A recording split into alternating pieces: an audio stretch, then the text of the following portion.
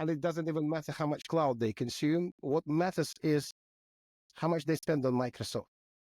Because one of our tools in our tool belt, and we don't hide it, we promote it, is we negotiate. It's not what we do, it's how we do. Welcome to the first series of the Off Menu IT podcast. I'm your host, Sean Ashbury.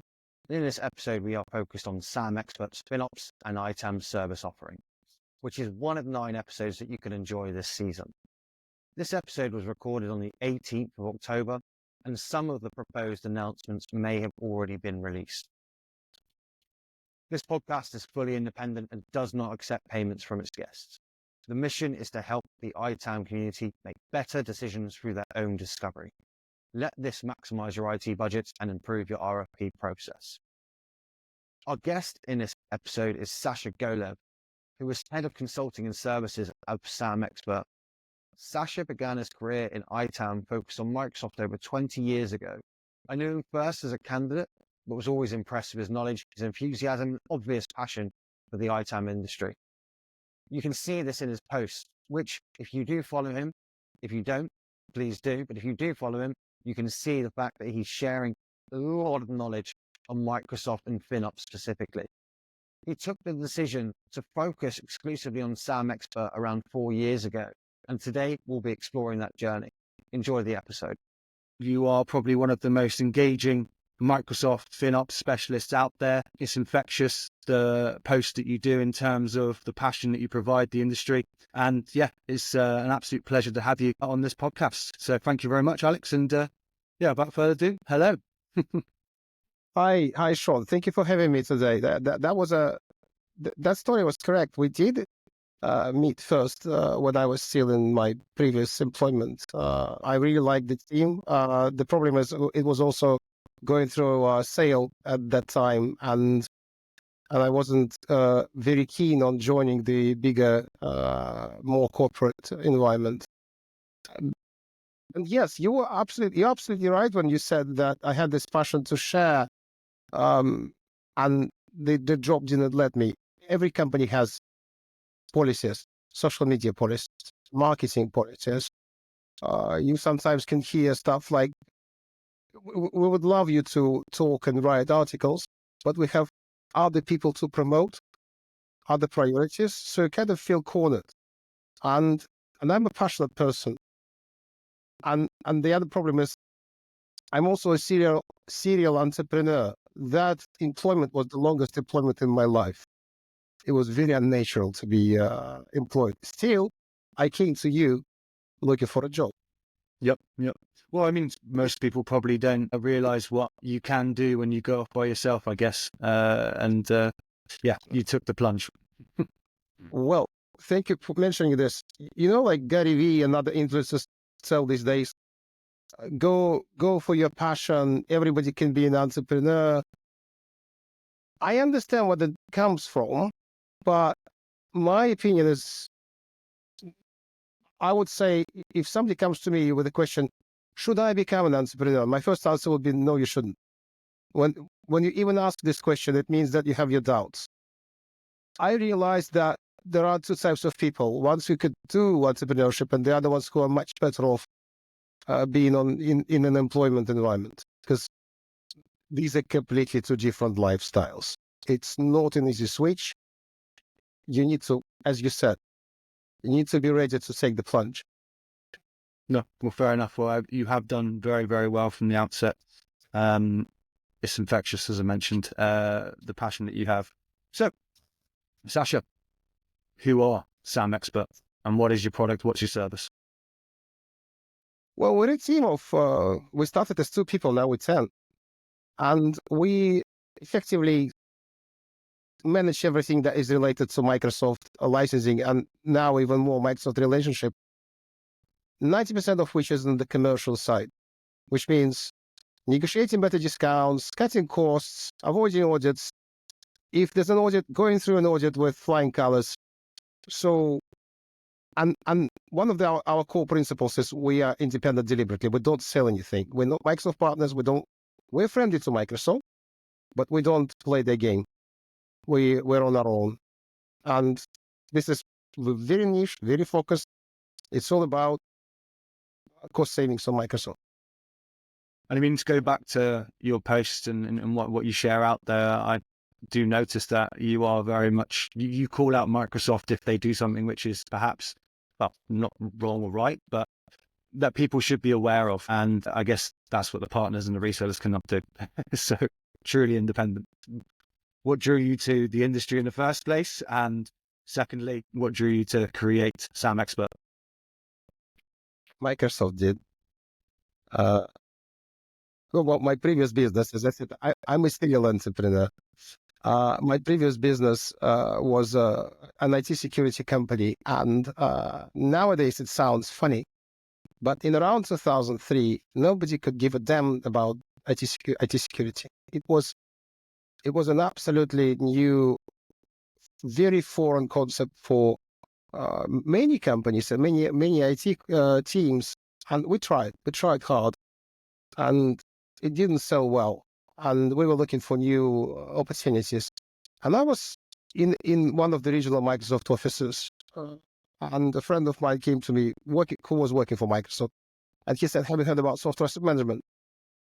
And I asked him, "Why do you mention this to me?" And he said, "Because you guys do audits," and we did audits, penetration audits, software audits, looking for vulnerabilities. At that time, it only took 5-8 years later. And he said, it will be very natural for you to just also look after licensing compliance. And we spent about 45 minutes drinking coffee and looking at his slides. And after 45 minutes, I was sold. I thought, okay, fine, let's do it. And well, it's not only that, he also offered us quite a lot of, at the time, Microsoft had a big marketing budget, and he offered us a big chunk of that marketing budget to just help us promote. And we were in a symbiotic relationship with Microsoft, and working with Microsoft in those days, and in those days I was a Microsoft partner, actually helped to learn a lot. And the beauty of that also is that Microsoft was paying for it.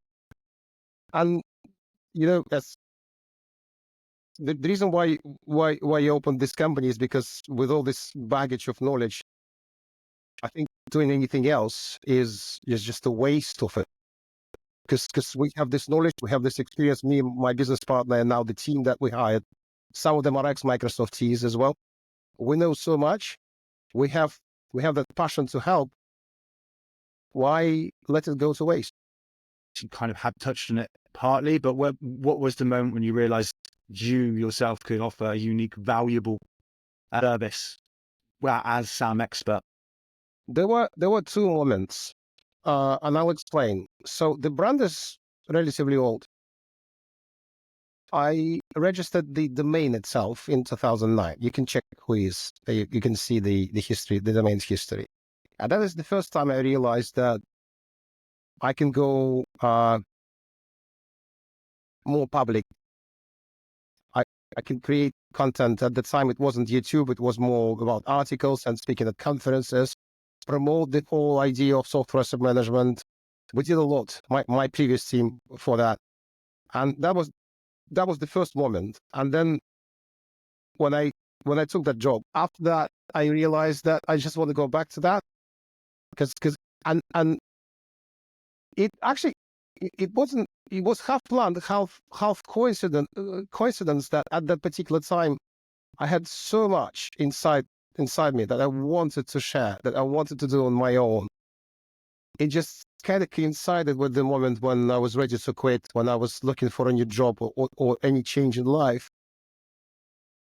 And I guess I wouldn't say there was any specific trigger. It's more of 7 years of employment, being under corporate policies, being controlled by what you can, what you cannot do.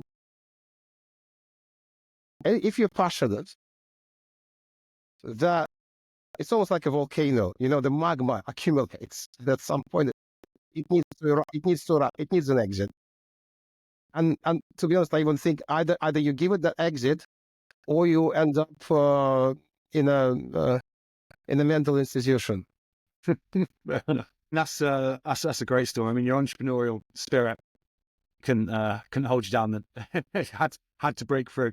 That's fantastic. Well, so over 2 decades of Microsoft experience, obviously as your own, providing your own service twice, and as an employer. And what was your first breakthrough success if we focus on SAMexpert? That's a difficult one, actually, because I wouldn't remember a specific client or anything. I think the breakthrough was actually meeting my business partner, Daryl Ullman, on LinkedIn. That was a pivotal moment in my entire entrepreneurial history. It was such unexpected. Daryl came to my comments asking me questions about Microsoft SPLA, because we specialize in SPLA as well. Very few companies, I probably know maybe 2 more that specialize in SPLA. And well, even now, actual experts, we compete with maybe 3 companies and partner with 2 more. So he came to me, asked me a question about SPLA, and I answered that. He came back and asked more, and that's the moment when you think, is somebody trying to take advantage of you, or are you still happy to help? And I usually lean on okay, let's help and see how it goes. I'm not going to charge. I'm not going to say no. And then it evolved into a discussion of, because I was still employed, into a discussion about, shall we do something together? And not very many people know now, because it was more famous 5 or 6 years ago.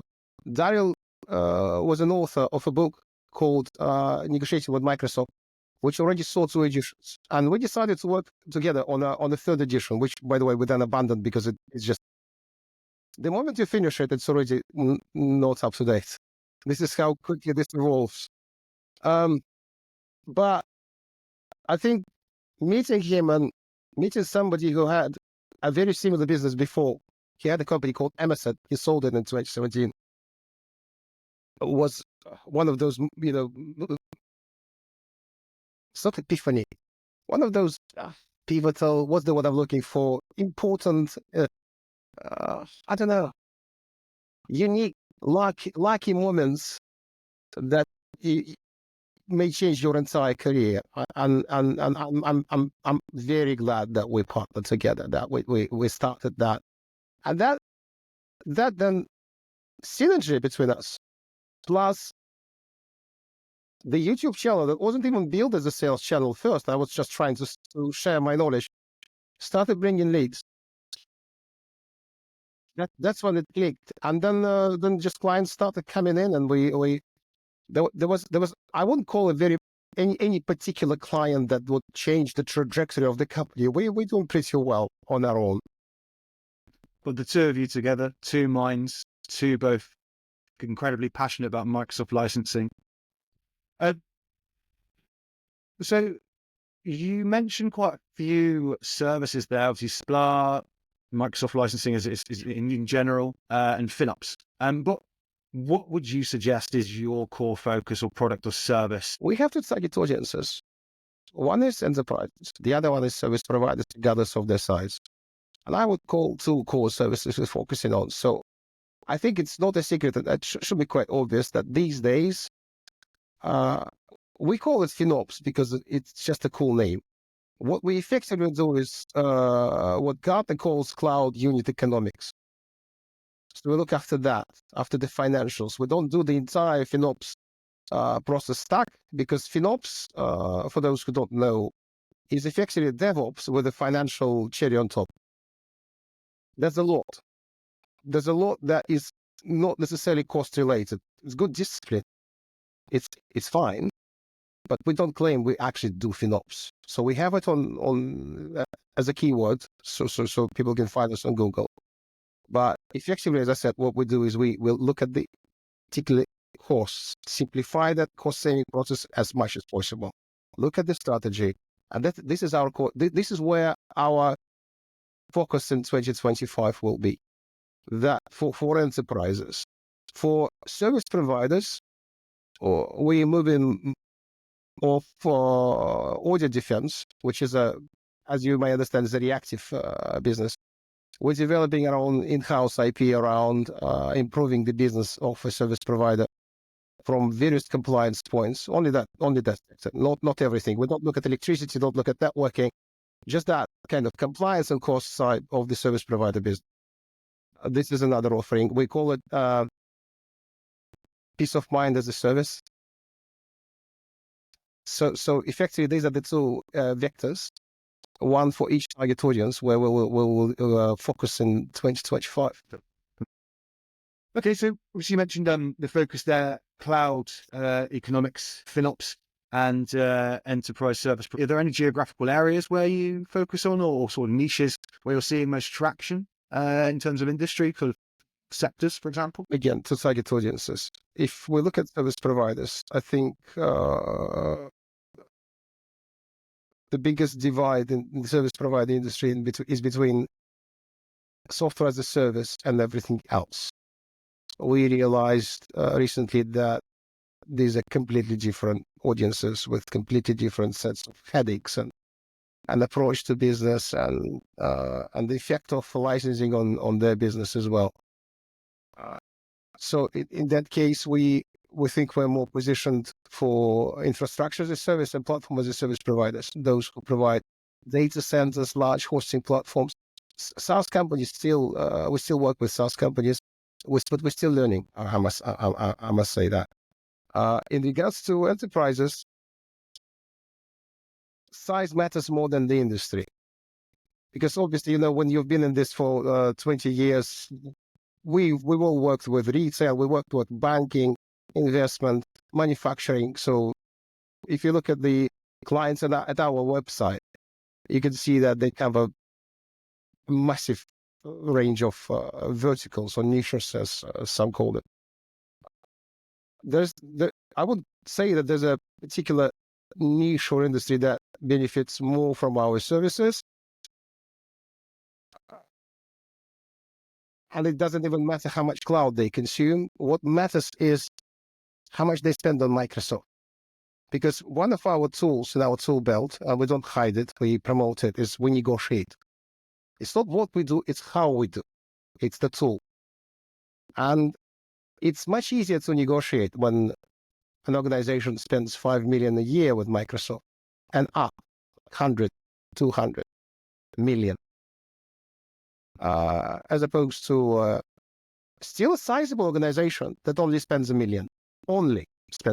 Microsoft is the toughest organization to negotiate with. If you look at Oracle and SAP, Oracle is built on the negotiation principle. The discounts people get off Oracle's price list, I mean, maybe not these days, but in the time when I still helped manage Oracle, 80% was almost a norm if it was a large company, but that's how it worked. You're presented with the price list, and then you're almost immediately given a discount, and you can push more. And the thing is, the whole economy of Oracle at the time, again, was built around this particular model. So when they sold with an 80% discount, look at their stock, look at their financials, they're still growing. So they knew what, and they know what they're doing. Microsoft is tougher. Getting discounts out of Microsoft is very difficult, and then you need to have leverage, discounts, and what many companies attempt to do, and it's very region specific as well, because we work with American clients, and American clients actually generate about 70% of our turnover. So we're UK based. We mostly work with Americans. American companies are much more, I wouldn't say, so let me rephrase this. In the US region, it's easier to negotiate with Microsoft when you have below 5 million spent with Microsoft a year. You can still negotiate terms of contract. You can still negotiate additional discounts. It's much tougher in Europe. It's very different because we're also present in MEA, very different in MEA. Entirely different chemistry, entirely different set of rules and tools you use. So it's a different set of rules, but is that due to who's heading up these Microsoft divisions? It's cultural. It is cultural. Microsoft. There are two things. Daryl keeps repeating this in his live events. Yes, you are negotiating in a region, but you're still negotiating with an American company, so you need to remember that. But I would add to that, that. I would add the opposite. You are negotiating with an American company, but still in the region. So you need to always remember the two aspects. There are corporate rules that are set by Microsoft, but there are also specifics of the region, specifics of the culture. And it's not like it's easier in the States. It's harder in Europe because Microsoft is a brilliant sales organization. Yes, it's a technology company. Yes, it's an innovative company, and never underestimate their ability to deliver. When they make mistake, they correct it. When they make a mistake, they correct it, they move on, and they release a new version, and they improve the products. And at some point, in almost all the cases, except for consumer electronics, they've succeeded. And still, the majority of the Microsoft headcount, people in sales that do that on a daily basis, train on a daily basis, improve it. They have processes, they have tools, they read the right books, they invite the right trainers to sell. And when they see that in Europe, negotiation around the terms is culturally not that prevalent as in the United States, then they basically put a stop there. It's not a tradition here, then let's not budge. If you're enjoying listening to this episode, please show your support and take this short break to like and subscribe to the series and beyond. One more thing, if you know someone who could benefit from this episode, share the love and share this episode. Thank you. On top of the negotiation aspects, I mean, what does your solution do well? Where does it excel compared to your competitors is probably the better question. Where does it excel compared to your competitors?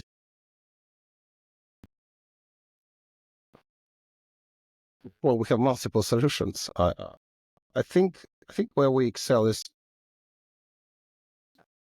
it's very difficult to say we're more knowledgeable. Who can measure that?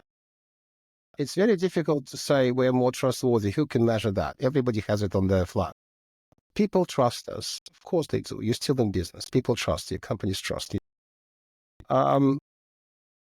So as an accidental chief marketing officer as well, because we don't have a CMO, dedicated CMO yet, I keep thinking about it every day. When I wake up, when I go to bed, like what is our core differentiator?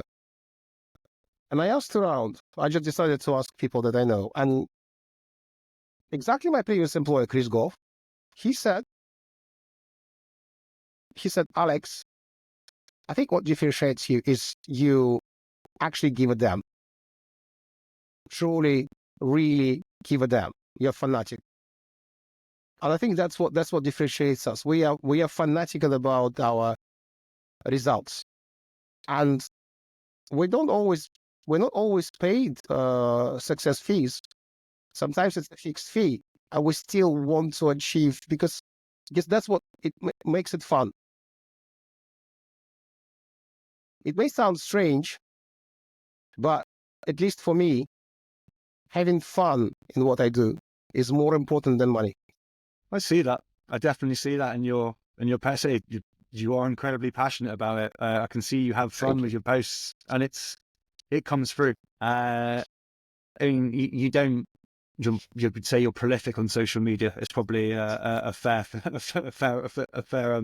assessment.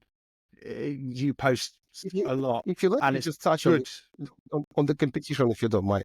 If you let me touch on the competition, what I want to say is we all we compete. We still talk to each other. We take ideas from each other. We sometimes openly share ideas with each other, although we know that tomorrow we could be the same tender competing against each other.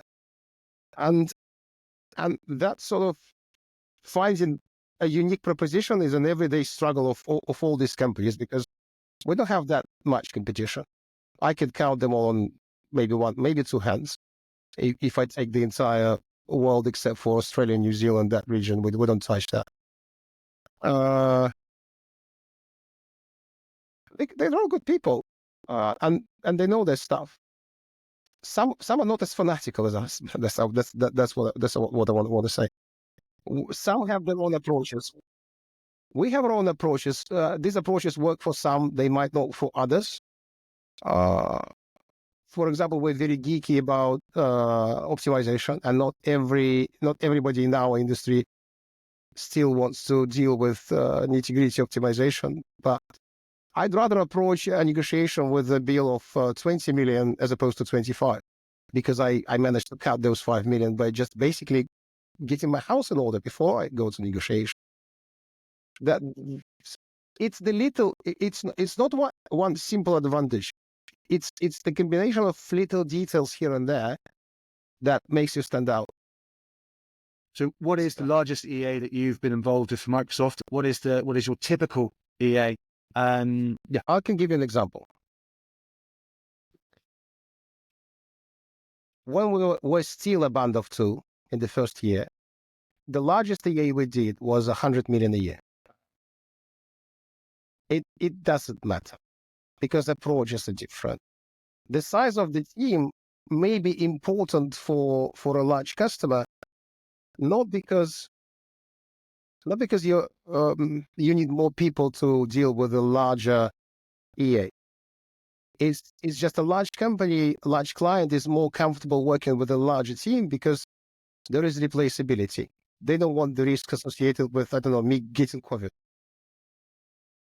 It's not that. And this is not the first business I'm managing, and we had this conversation with large banks as well. So my previous company, for example, was one of the priority suppliers for Deutsche Bank. And we had this conversation with Deutsche Bank every time. It was many years ago, when they would say, we would want to call you to this project, but your team is too small. You only have 15 people. And we would repeat this conversation again and again and again. You don't need 15 people. This project only requires 3. You have to prove it. But they explained that to me, that they want the comfort of working with a larger supplier. And from the EA negotiation and optimization point of view, I would say there are multiple competitors we have that are indeed teams up to 5 people only, and they still deliver a pretty good job, and that's a tough competition. And at the moment we're 10, and we have people in various cultures and regions, so it's not a band of people anymore. We have people in Latvia, we have our FinOps team in Germany, we have people who work with us in the United States, and we actually have partners in Australia. So it's already a big ecosystem of everyday people that work with us, come on calls. I would say our project manager is doing much more than he was doing 2 years ago. Okay, but so 100 million is a big EA. If I remember, the largest we did this year, that will be roughly 10 to 15 million a year EA negotiations. It's not like we don't take smaller ones. I wouldn't say, as I said, the cutoff is 5 million a year. And sometimes if we look at the case, and let's say it's only 1 million a year, and the client is happy to go with a no win, no fee basis on a success fee, we could take a smaller client. And yeah, so yes, we like big numbers. I'll tell you a secret, which may not be that obvious, but it's easier to work with mid-sized companies than with enterprises. So I would say I would rather do 10 projects that bring me 50K than one for 500,000, because although they are 10 and you have to manage 10 different clients, the effort is less and less stressful as well, and the outcomes, the accumulated kind of the sum of the outcomes just feels better. And I mean, I can completely agree in terms of wanting to work with mid-sized clients, because you have a direct influence upon the decision makers, as opposed to having to jump through all the hoops. And I can completely understand that. And you nailed it. So industry challenges. I mean, a big one focused around your services is of course FinOps and ITAM. Now we see a lot from the FinOps Foundation where they are positioning ITAM and FinOps. How do you get across that you would be better placed for the ITAM related FinOps cloud cost optimization piece? I would say we actually don't specifically push those levers at all.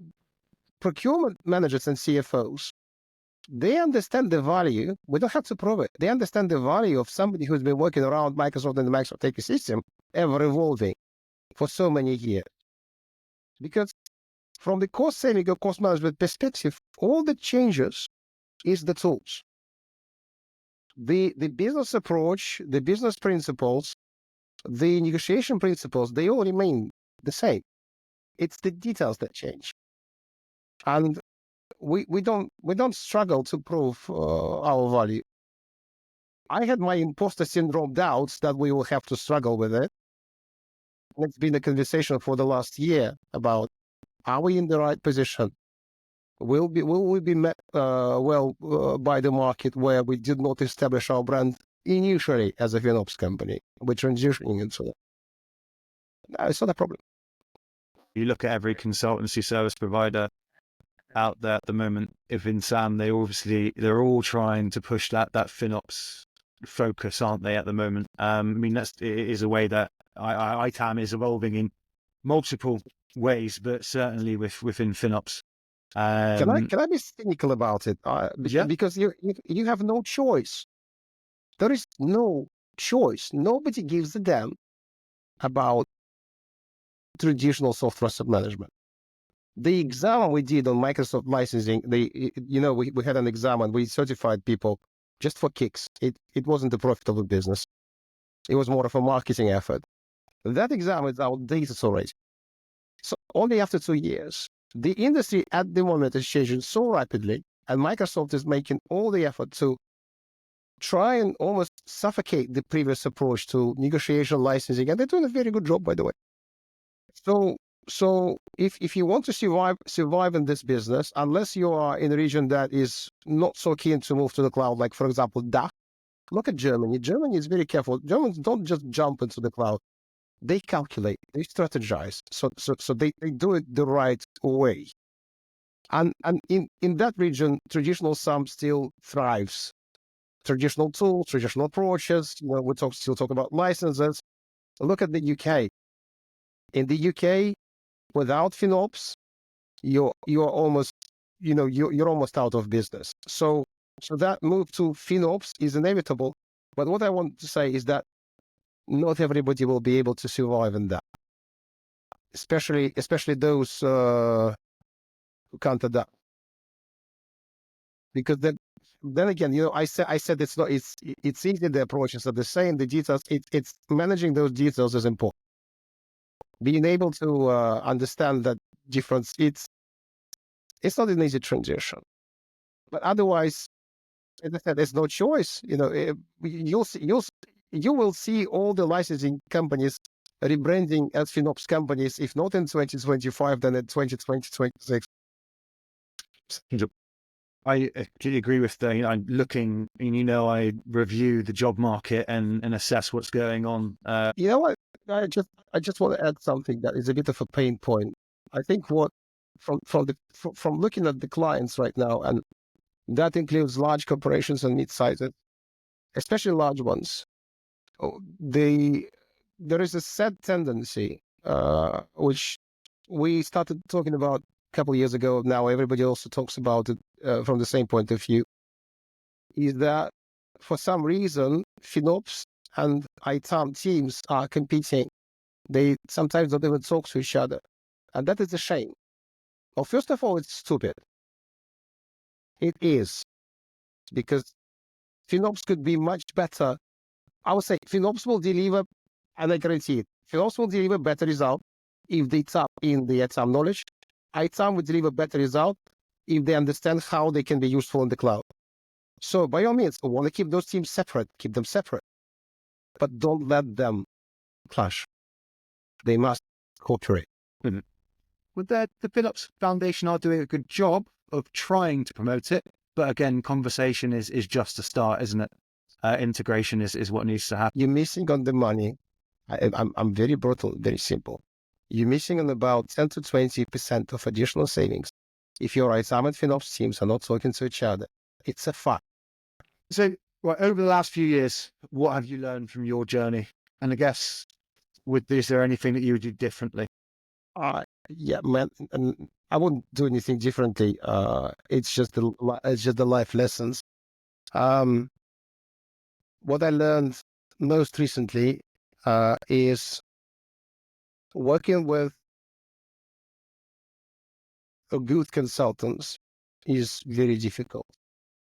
They are established personas with their quirks, with their ambitions, with massive egos.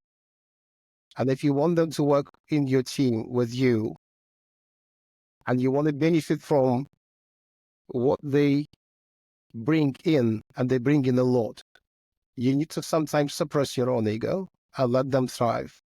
And it's not easy. So that is something I'm still learning. So that lesson of, if you want something from a person that you hire, that you have to accept their quirks and even sometimes bad traits of their character. I learned that lesson many, many years ago. But it's a different, completely new level when you really start working with rock stars. And I wouldn't do anything differently. I would say bosses, startup founders, if you work in an industry that requires very high skilled employees, get ready for that. You can't dictate. It's not going to work. I mean, you look at leadership and being a great leader, you do need to make sure that you're taking the best out of what the assets you have in your team and putting them together. So obviously that's something that you are taking on board, and obviously self and Dow benefiting from that. Final segment of the Off Menu podcast, and of course, as this is a takeaway related in terms of trying to provide people with something to take away, something to use. So do you have a hack, a trick, or a success story from your product or service? It's not a hack or trick. It's one of the most important tools that surprisingly not everybody uses. Is you need a lot of research before you negotiate, before you ask for a big discount. You need to embrace your, I wouldn't say enemy, the other side. This is what we try to do. We try to also understand at the human level what drives them and find the right middle ground between what we want to achieve on behalf of our client, but also not suffocate the other side. This is our approach to negotiations, and this is how I think we succeed. We're not in the Chinese culture where you have to stand your ground, you can't move. We negotiate in the Western cultures where this is very important. And I think if somebody wants to learn to negotiate, this is where I would invest a lot of time in reading the right books, learning from the right gurus in the negotiation industry, and understand that a successful negotiation outcome is not a one battle. Although we sometimes say that, it's more of a win-to-win for both sides. That delivers the best results and also doesn't leave a sour taste afterwards. And then you can use it strategically later and later and later. I've earmarked 3 takeaways there. You just the cultural understanding to do that research, 100%. Obviously the knowledge, unfortunately not everyone has that, but you have built that over the years of understanding and, research. Continual professional development, the books, make sure you're reading the right books. So on that note, is there any specific books that you would recommend that you found most useful? It's a good question. I can come with a cheesy answer. Just read Sun Tzu books. Sun Tzu, the Chinese general. Although he talks about battles, he talks about preparing for a battle, for actual war. but that wisdom applies to everything. And as I said, although negotiation is not a battle, a lot of what he says there is good. And then classics, Dale Carnegie, How to Make Friends. I don't remember the exact title. It's still valid. Mm-hmm. Yeah, it's as well, how to make friends and influence people. Obviously, I know you work very hard. It's clear to see. What's your favourite takeaway meal? I appreciate you. You do like to bake, and that's something to do in the downtime. My favorite takeaway meal, mate. Oh my God, this is when you bake and cook yourself, you have a too high standard to what sort of. My favorite takeaway meal, funny enough, is Cornish pasty. Nice, brilliant. It is. I love Have it. you made it yourself? No, I haven't. That is why I still take it as a takeaway. I'm afraid when I learned how to cook it, it's I spent 15 years perfecting my risotto, and now when I go to an Italian restaurant, I just don't take risottos because in most cases, unless I would recommend the place because they have beautiful risotto, I won't risk it. I don't want the disappointment. So maybe I'm deliberately not trying to learn how to make a Cornish pasty. I was going to say my takeaway for you: never bake a Cornish pasty. keep that alive. Brilliant. No. Hey, well, thank you so much. Really appreciate you joining the Off Menu podcast, and I hope everyone out there as well enjoy it. Well, we reached the end, and I really hope you enjoyed that. And if you want any further information about our guests, then their LinkedIn profile and contact information can be found in the episode notes. I do have one more section, which is a request for your involvement. I created this following multiple members of our community suggesting I should do this. And so this is a community-driven platform that is curated to help you. So if you know of any alternative solutions within our industry or related to the ITAM industry, then I want to hear from you. Help me to interview those you want to learn about. And finally, if there is any feedback, it's welcomed. I want you to help me to improve this podcast. The better this gets, the better the information you'll receive. So help me to ask the questions that are relevant to you so you get the right answers. Thank you for listening, and don't forget to like and subscribe. And again, please share with your colleagues and industry peers if you feel it's relevant. Thank you.